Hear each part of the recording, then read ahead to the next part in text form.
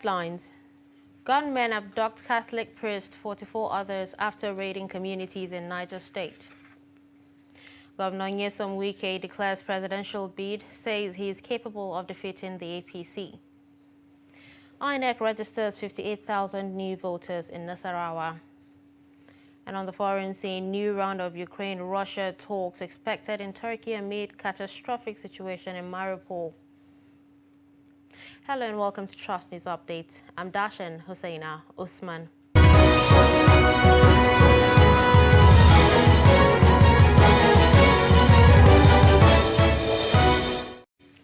The news in full. Bandits on Sunday abducted Catholic priest of St. Mary's Catholic Church, Sadiq Power, the headquarters of Munya local government area of Niger State, Reverend Father Leo Raphael Ozigi and 44 other villagers.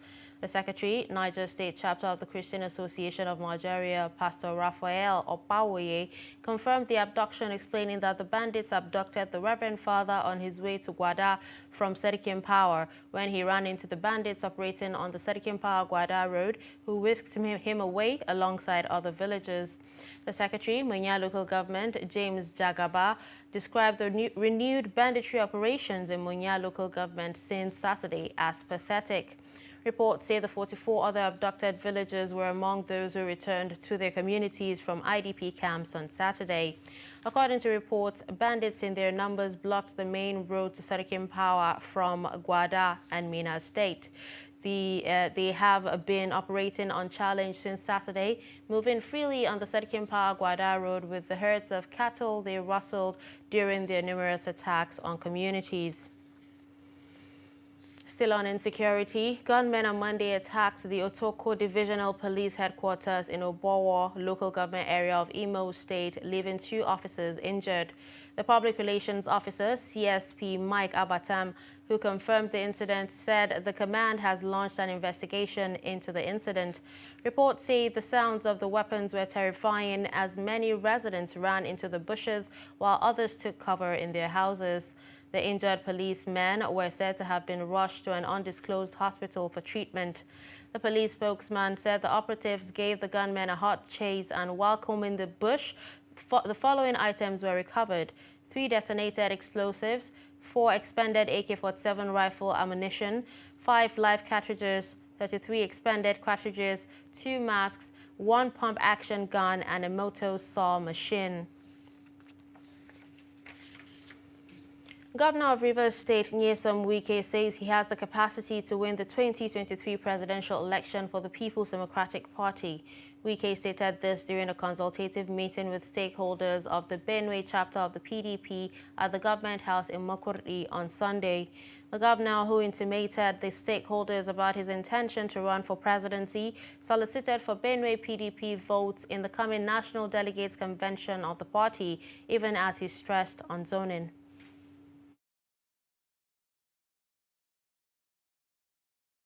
They didn't dash power, then they take power. All these people want the election. They support me. To do what? I've come out. I'm going to take this power from APC back to PDP by the grace of God. God has given us what it is, and that's why God is making APC to make mistake every day. That is how you know God is with you. So I'm begging all of you here, Abamoro, Suswan, Senator, spoke well, members, chairman, don't go and sell your vote. Don't go and sell your vote. Give me.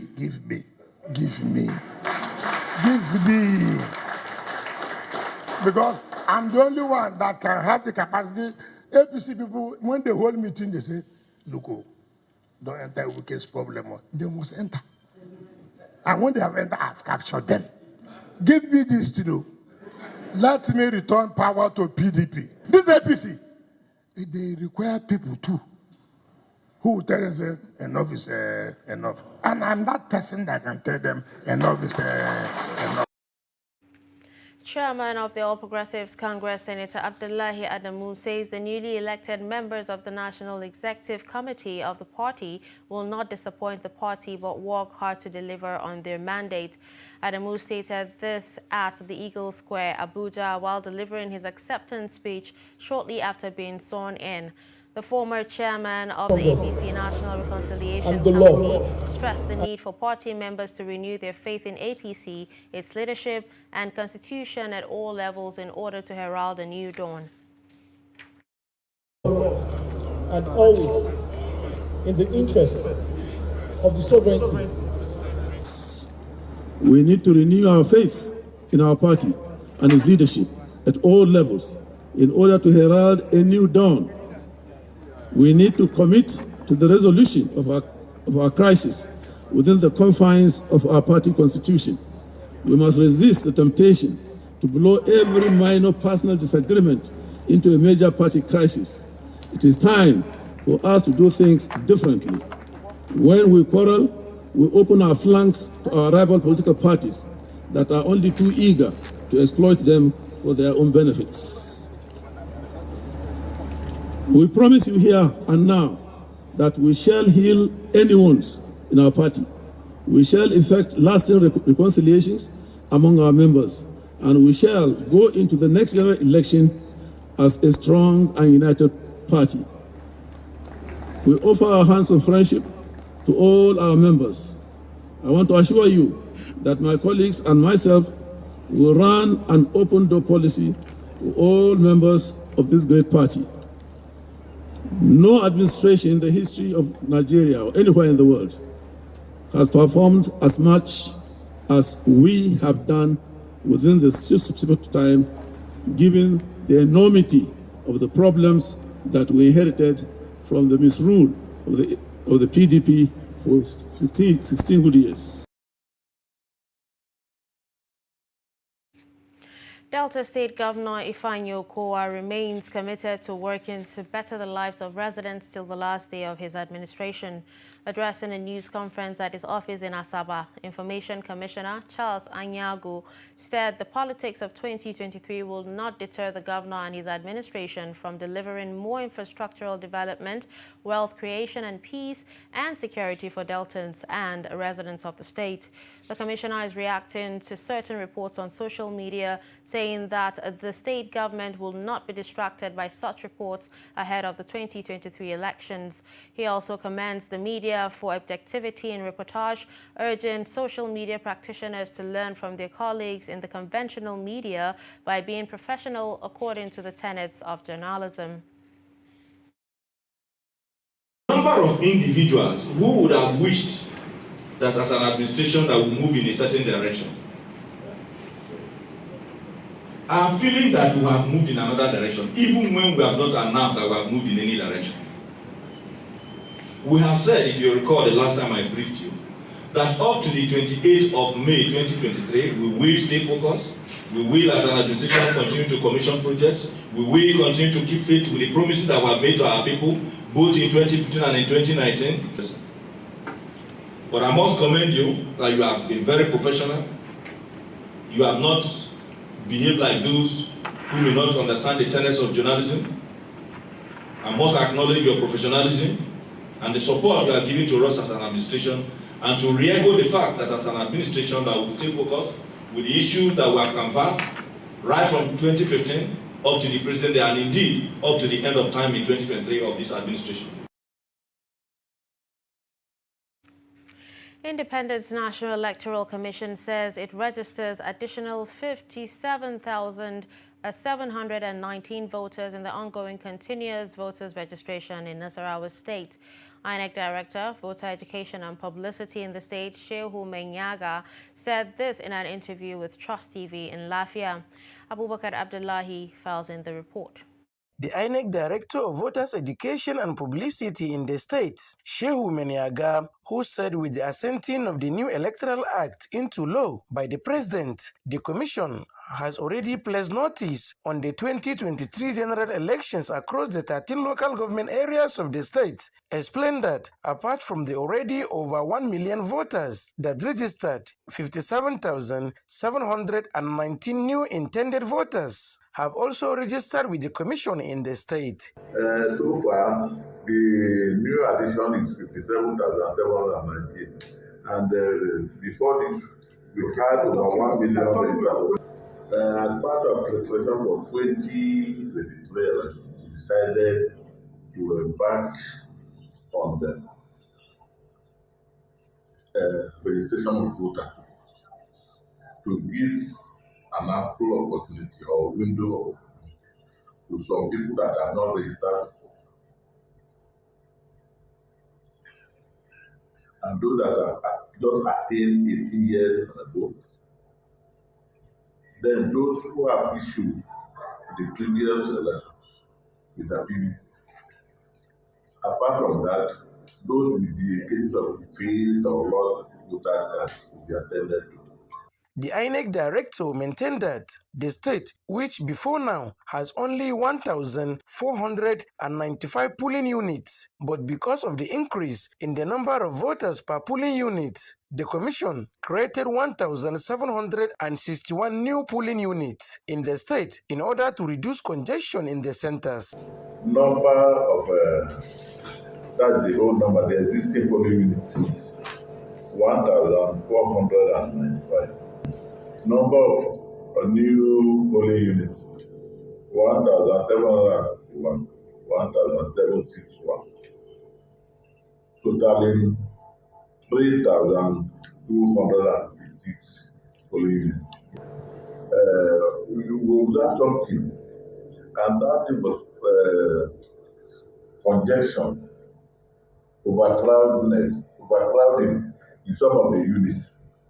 So that was why the commission decided to decongest some of these polling units by turning voting point and voting point settlement into full-fledged registration of polling units.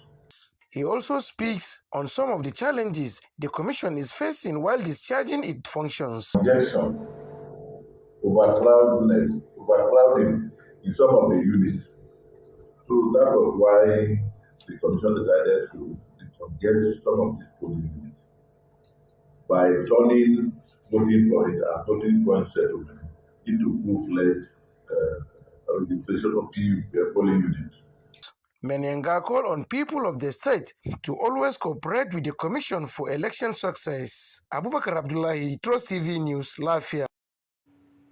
A victim from the suspected improvised explosive device that rocked the Dammani community near Rigasa in Igabi local government area of Kaduna State, Rabiatu Ibrahim, says Allah saved her life from the explosion planned by the evil perpetrators. Narrating her ordeal, she said she went out of her house to collect her phone where she was charging the battery when she heard the explosion.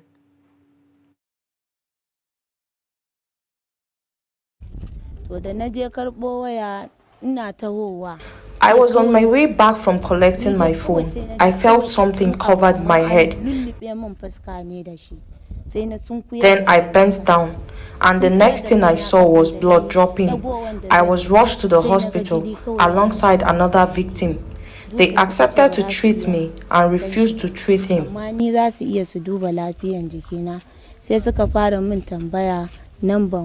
They asked for my number and I said I didn't have a number.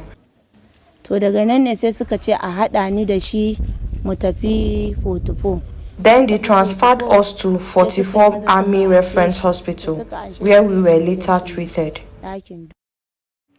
Two drug traffickers, Elvis Ero, aged 53, and Nwazuoke Christian, 42, have excreted a total of 165 wraps of cocaine following their arrest at the Nnamdi Azikiwe International Airport, Abuja, by operatives of the National Drug Law Enforcement Agency for ingesting the illicit drug.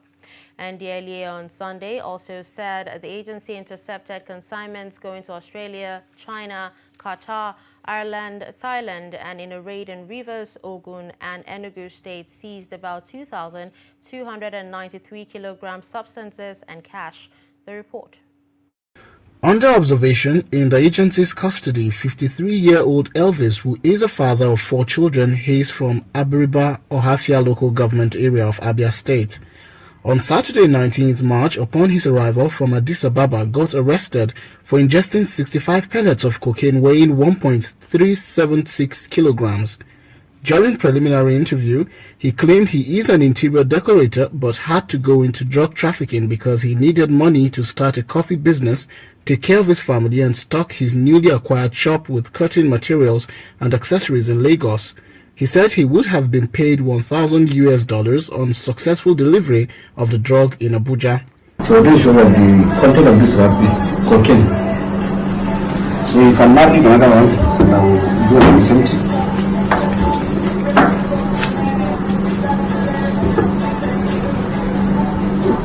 Another passenger on the same flight, 42-year-old Uwa Ezuoke Christian, ingested 100 pellets of cocaine with a total weight of 2.243 kilograms. Ikenna, who hails from Ojoto Idemili South local government area of Anambra State, claims he is a businessman dealing in baby wares before venturing into drug trafficking. During preliminary interview, he said he traveled to Addis Ababa to buy the drug for $10,000. After selling, he sold his land in his village and took loans from friends to be able to raise money to buy the drug. He claimed he had to go into drug to raise money for his business after being duped of $15,000 by his friend who lived in China. In a related development, narcotic officers of the Directorate of Operation and General Investigation intercepted substantial quantities of methamphetamine, cocaine, and cannabis sativa packaged for export to Australia, China, Qatar, Ireland, and Thailand through some courier companies in Lagos.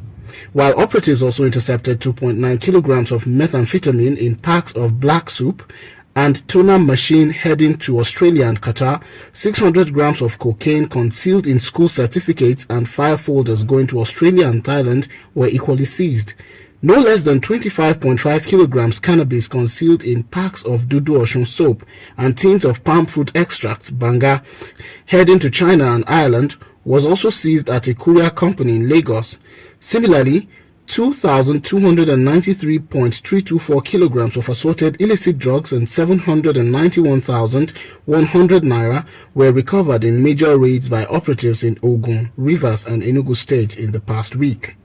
The content of this is cocaine. You're still watching Trust News Update. Coming up after the break.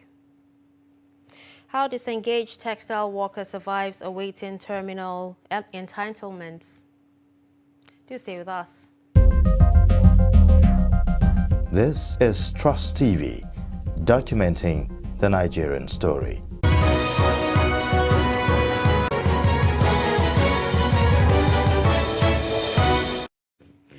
Welcome back. Here's a look at some of our top stories. You heard that bandits on Sunday abducted Catholic parish priest of St. Mary's Catholic Church, Serikim Power, the headquarters of Munya local government area of Niger State, Reverend Father Leo Raphael Ozigi, and 44 other villagers.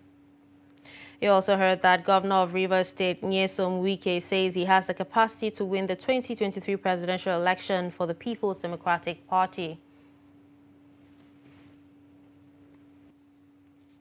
Moving to health, public and private COVID-19 testing operation centers records low patronage of testing as data from the Nigerian Center of Disease Control shows threats of COVID-19 infections are still not over across the country. The federal government, through the Presidential Steering Committee on COVID-19, set a new policy starting in April in which inbound fully vaccinated international travelers will not require a PCR test. Trust TV's Aisha Salihu visits one of the testing centers to examine the low demand in PCR COVID-19 testing and brings us this report. It's over 2 years since the inception of the coronavirus disease, with a series of lockdowns enforced globally amid concerns of the spread of the highly transmissible virus. Measures to eradicate the disease, like contact tracing checks through implementation of the polymerase chain reaction PCR COVID-19 test, treatment and vaccination, the virus continues to mutate, presenting with different variants. In recent times, testing across centers in the country has dropped amid rise in COVID-19 threats. PCR test for COVID-19 is part of a molecular testing. The PCR is just one of the techniques among the molecular diagnosis testing we have, so which has to do with it's a quantitative testing that quantifies the SARS-CoV for a particular patient. So it has, we use basically in Nigeria a real-time PCR technique. The real-time PCR, this real-time PCR also estimate, it's able to estimate the COVID, the SARS-CoV for a particular patient. And so it's a technique that is highly sophisticated, due to the high level of precision to ensure that there's detection of that COVID gene. The sample is being collected from the individual, from the patient, which is either the nasopharyngeal swab or an oropharyngeal swab. Or most times we collect both samples. So the nasal is from the nose using a swab stick, and the oropharyngeal swab is also that using a swab stick. So when it's being collected into like the VTM tube, so the sample is being taken to the lab. So on arrival at the lab, there are different stages of the testing, from basically from like what we have like extraction. So the SARS-CoV is extracted from the sample. So normally it's an RNA virus. So we do what an RNA extraction. So the extraction can either be manual or automated depending on the facilities or what they have available. Expert at this private COVID-19 testing laboratory says testing is now based on specific purposes and needs. Disengaged textile workers in Kaduna are only surviving by God's grace as their struggles for payment of terminal entitlements continue. Trust TV's Fatima Laden speaks to one of them who resorted to running commercial motorcycle to survive. The report. Baba says, despite his old age, riding commercial motorcycle in Kaduna State is his only source of income. But recent ban placed on motorcycles in the state worsened his misery. Our entitlement has not been paid. Even our salary for good 8 months has not been paid. Our annual leave, long service award attached to the gratuity, all has not been paid to us. Even those being terminated, resigned, they have not been paid up to date. We have been struggling up and down by doing Okada work to manage our life. Even some of our workers died. Almost about, I think it's about 350 or 400 have died. Right from 2004, December 2004. Even before then, our workers have been dying. Some of them, their wife divorced them because of this lack of money to feed them. To go for the medical treatment is a problem. We have been calling them to pay our gratuities, but nobody listening to us. Even the secretaries have done their best. We have been fighting, even call the state government, call the federal government, go to here and there. Up to today, up to this hour, no answer to our call. The national president of the Textile, Garment and Tailoring Workers Union, John Adaji, says efforts of the union to ensure that workers get their entitlements fail to yield any result. KTL is in Kaduna, here in the heart of Kaduna, owned by 19 northern states. The second one is Arewa Textile. Both of these textiles and in Kaduna here. It's not that they unilaterally closed down, but it's worrisome because our members were not paid their entitlement. And 2 decades down the ladder, the number of our members that have died because of suffering, their children has become destitute in the streets. Frustration, many of them have gone. The money we are looking for the case of a KTL is about between 6 to 7 or 800 million, which is less than $1 billion. And I say this, that if you share, even let's say it's $1 billion, ask 19 states to share it, because they are the owner. So if they share it, what it means, each person will pay less than 40 million or less than 50 million. So what does it take them?